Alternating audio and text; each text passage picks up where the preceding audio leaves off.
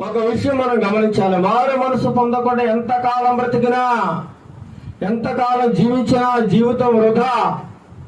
దేవుని దృష్టిలో వృధా అంటే ఎందుకు పనికిరాని జీవితం అట. నువ్వు ఎంతకాలం బ్రతికినా, 100 సంవత్సరాలు మారు మనసు లేకుండా హాయిగా బ్రతికినా నీ జీవితం వృధా.